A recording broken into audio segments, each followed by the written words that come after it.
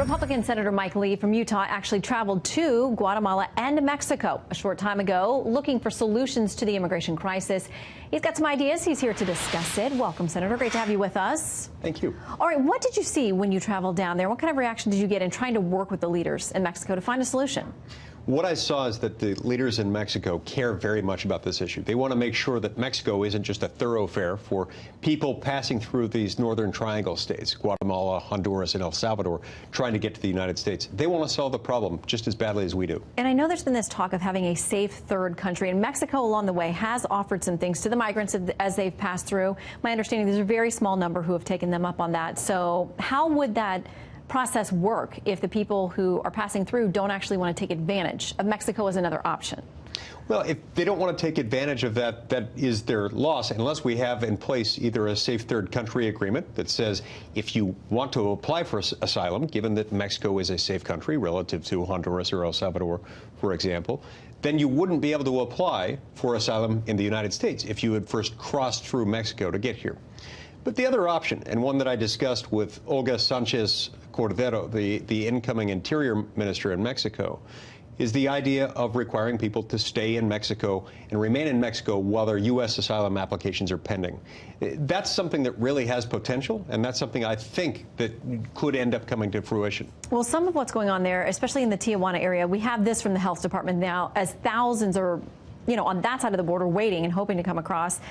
They've treated more than 2,000 migrants for health-related issues, more than 60% suffering from respiratory infections, 3 confirmed cases of TB, 4 confirmed cases of HIV/AIDS, more than 100 confirmed cases of lice, 4 confirmed cases of chickenpox. I mean, some of these things are things that can spread, skin infections as well.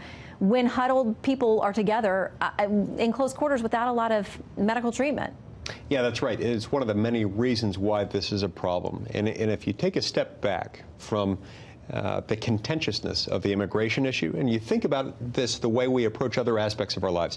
When you go to the grocery store, when you go to church, when you go to a sporting event or a concert, there are rules. There are gates that you have to enter, either doorways or fences or something. And you have to respect those rules. And if at any time there's a big mob that overwhelms that gate or that door or the entrance or the exit, there are problems, and you lose your privileges. If everyone behaved like a mob with those places wouldn't exist anymore. We wouldn't have access to them. And so what we're really afraid of in this country is mob rule and the behavior of a mob. What we have on the border is a mob taking advantage of that. That isn't right. Here is one migrant from El Salvador, Jose Velez, about his plan. If we can't cross now, we'll work here in Mexico and pay for a smuggler to take us. There's no need to tell lies. The important thing is to make the effort. How do you combat that? Well, it's an interesting point. If they think that there's no consequence to immigrating illegally, then they're going to do it. And that's one of the reasons why I applaud the Trump administration's dedication to this issue, the fact that they're going down there trying to shore up the border, trying to ensure border security. That is a very good idea for all sorts of reasons, including the health risks that you mentioned and including the fact that we don't react well to mob rule in this country. And it's not just about the immigrants themselves. It's also and especially about the people who live right along the border. Having lived in border communities for 2 years of my life, I can tell you no one worries more about the security of their families, the security of their jobs and their neighborhoods, more than recent immigrants who live along border towns. So why isn't Congress getting something done? I mean, we've had a situation where Democrats controlled White House, House, and Senate. We've had Republicans controlling those same 3 very important players, but yet nothing has been resolved. Well, I think the biggest problem in this area relative to Congress is that Congress has been taking the approach that it has to be all or nothing.